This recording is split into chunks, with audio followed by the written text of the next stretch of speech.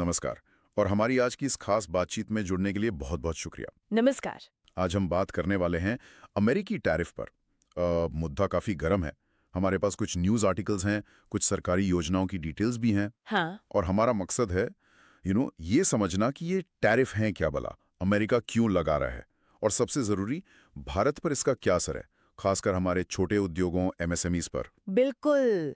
और भारत कर क्या रहा है इससे निपटने के लिए? हाँ, और हाँ, युवाओं के लिए क्या मौके बन रहे हैं एक्सपोर्ट और जॉब्स के लिहाज से, वो भी देखेंगे। जरूर। तो चलिए शुरू करते हैं। सबसे पहले, ये टैरिफ होता क्या है, एकदम आसान भाषा में। हाँ, तो देखिए, टैरिफ सीधी सी बात है, एक तरह का टैक्स है। Tax, okay. हाँ, टैक्स जो बाहर से इंपोर्ट होने वाले मतलब आयात होने वाले सामान पर लगता है। इससे होता क्या है कि वो सामान देश के बाजार में थोड़ा महंगा हो जाता है। अच्छा, ताकि अपने देश में बने सामान को थोड़ी मदद मिले। एग्जैक्टली, बिल्कुल सही। कंपटीशन में थोड़ी आसानी हो घरेलू प्रोडक्ट्स को। ठीक है, समझ गया। अब ये बताइए, अमेरिका ये टैरिफ क्यों लगा रहा है, खासकर भारत पर? आज सुनने में आ रहा है कि रेट्स काफी बढ़ा दिए हैं। हाँ, यही तो चौंकाने वाली बात है। जो जानकारी मिल रही है उसके हिसाब से अमेरिका ने कुछ भारतीय सामानों पर टैरिफ 25% से सीधा 50% कर दिया है। 50%? बाप रे। हाँ, 50%। ये ब्राजील के बराबर है और किसी भी देश के लिए ये हाईएस्ट रेट है अभी। पर क्यों, मतलब वजह क्या बताई जा रही है? देखिए, वजह जो सूत्रों से पता चल रही हैं उनमें एक तो ये है कि भारत ने शायद एग्रीकल्चर और डेयरी सेक्टर में अमेरिका को वो रियायतें नहीं दी जो वो चाह रहा था। और दूसरी बात, रूस से तेल खरीदने का भी जिक्र है। लेकिन हाँ, हम यहाँ सिर्फ वो बता रहे हैं जो सोर्सेज में कहा गया है, इसमें कोई पॉलिटिकल एंगल हम नहीं ले रहे। नहीं, बिल्कुल, ये जानना जरूरी था। तो अब ये 50% टैरिफ का असर कहाँ-कहाँ सबसे ज्यादा महसूस हो रहा है भारत में? असर तो देखिए कई जगह होगा, लेकिन दो सेक्टर खास तौर पर निशाने पर लगते हैं। एक हमारा टेक्सटाइल यानी कपड़ा उद्योग, और दूसरा जेम्स एंड ज्वेलरी।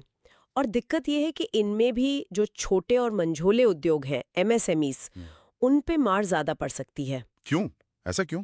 क्योंकि वो अक्सर बहुत पतले मार्जिन पर काम करते हैं। तो उनके लिए इतना बड़ा झटका, ये 25-30% का उछाल झेलना बहुत मुश्किल हो जाता है। बड़े एक्सपोर्टर शायद फिर भी कुछ रास्ता निकाल लें। और कपड़ा उद्योग तो हमारे यहाँ बहुत इम्पोर्टेंट है। एग्रीकल्चर के बाद सबसे ज्यादा नौकरियां तो यहीं हैं। बिल्कुल सही कहा आपने। और इसमें भी करीब 80% तो एमएसएमईज ही हैं। तो इसका मतलब नौकरियों पर भी सीधा खतरा मंडरा रहा है। हाँ, खतरा तो है।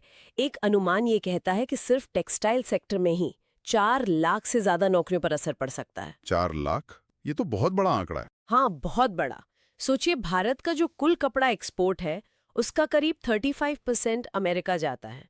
अगर वो कम होता है तो असर तो पड़ेगा ही। और कंपटीशन, जैसे बांग्लादेश, वियतनाम? उनको फायदा हो सकता है क्योंकि उन पर टैरिफ कम है।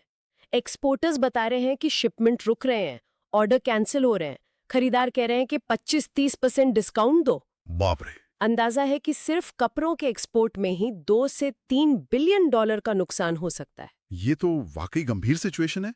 तो फिर भारत कर क्या रहा है, मतलब क्या हाथ पर हाथ धरे बैठे हैं या कोई प्लान है? नहीं नहीं, बिल्कुल नहीं। भारत कई लेवल पर काम कर रहा है। एक तो सबसे जरूरी चीज है मार्केट डाइवर्सिफिकेशन, मतलब सिर्फ अमेरिका पर डिपेंडेंसी कम करना। अच्छा, मतलब नए बाजार ढूंढना। हाँ, पश्चिम एशिया, अफ्रीका, ऐसे करीब 50 देशों पर फोकस बढ़ाया जा रहा है। और ये देश मिलकर भारत के टोटल एक्सपोर्ट का करीब 90% है।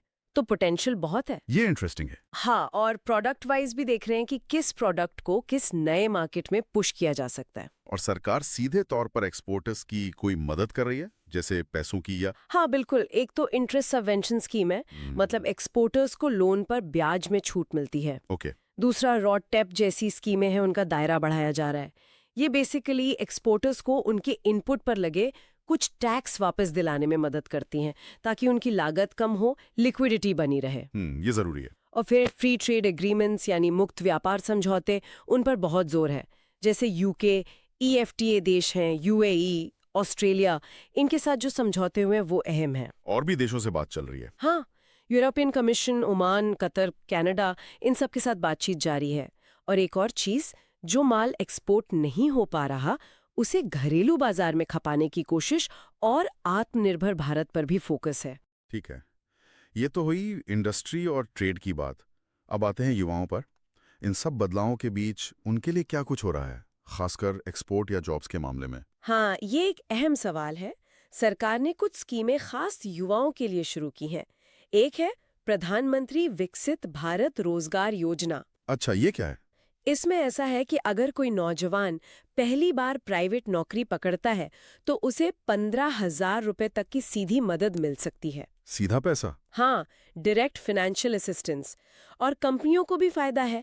अगर वो नए लोगों को रखते हैं तो उन्हें भी हर नए कर्मचारी पर 3,000 रुपए महीने तक का इंसेंटिव मिलेगा। अरे वाह, ये तो बढ़िया है। टारगेट भी बढ़ा है।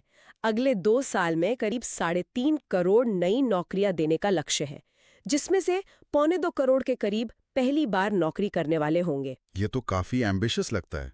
और जो युवा एक्सपोर्ट में आना चाहते हैं उनके लिए कुछ? हाँ, उनके लिए निर्यात बंधु योजना है।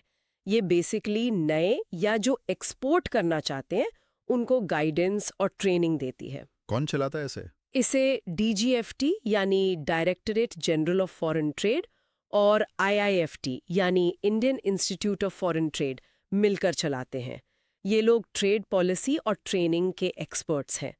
इसका एक ऑनलाइन प्रोग्राम भी है, निर्यात बंधु एट योर डेस्कटॉप। अच्छा, ऑनलाइन भी सीख सकते हैं? हाँ, और जैसे उत्तर प्रदेश सरकार ने भी एक युवा साथी पोर्टल बनाया है, वहां पर युवाओं के लिए नौकरी, स्किलिंग, अपना काम शुरू करने मतलब उद्यमिता, इनसे जुड़ी कई स्कीम्स एक ही जगह मिल जाती हैं। तो मौके तो बन रहे हैं, लेकिन क्या सब कुछ ठीक है? कोई चुनौती भी है? हाँ, एक बात पर ध्यान देना होगा। IHD और ILO की एक रिपोर्ट आई थी 2024 में। उसके मुताबिक 2022 में जो टोटल बेरोजगार थे भारत में, उनमें 83% युवा थे। 83%? हाँ, और उनमें भी पढ़े लिखे युवा ज्यादा थे। तो मौके जरूर है, लेकिन कंपटीशन तगड़ा है और सही स्किल होना बहुत जरूरी है। ये एक चैलेंज तो है। बात तो सही है। तो आज हमने समझा कि ये अमेरिकी टैरिफ क्या हैं, क्यों लगे हैं और इनका असर भारत के उद्योगों, खासकर MSMEs और नौकरियों पर कैसा पड़ रहा है। और हमने ये भी देखा कि भारत सिर्फ इंतजार नहीं कर रहा, वो कई मोर्चों पर एक्टिव है। नए बाजार तलाश रहा है, FTA साइन कर रहा है, घरेलू इंडस्ट्री को सपोर्ट दे रहा है और युवाओं के लिए भी रास्ते बना रहा है। बिल्कुल। पर ये सब देखकर एक सवाल मन में आता है कि क्या ये टैरिफ सिर्फ एक इकोनॉमिक टूल है या ये दुनिया भर के व्यापारिक रिश्तों में एक बड़े बदलाव का संकेत है? देशों की अपनी आज़ादी मतलब स्ट्रैटेजिक ऑटोनॉमी का सवाल भी है। क्या हम एक नए प्रोटेक्शनिज्म मतलब संरक्षणवाद के दौर में जा रहे हैं? ये वाकई एक बड़ा सवाल है। इस पर हमारे सुनने वालों की क्या राय है? क्या ये टैरिफ आपको सही लगते हैं? क्या भारत का रिएक्शन काफी है? आप क्या सोचते हैं? नीचे कमेंट सेक्शन में जरूर बताइएगा। हाँ, जरूर। और आगे आप किन टॉपिक्स पर ऐसी गहरी बातचीत सुनना चाहेंगे वो भी हमें बताएं। हम इंतजार करेंगे आपके सुझावों का। तो आज के लिए बस इतना ही। सुनने के लिए बहुत बहुत धन्यवाद। धन्यवाद। आप आदित्य और निकिता के साथ दिल से रे पॉडकास्ट देख रहे थे। अगर आपको हमारा शो पसंद आया हो तो लाइक करें और हिंदी में ऐसे और पॉडकास्ट के लिए सब्सक्राइब करें। अगली बार तक नमस्कार।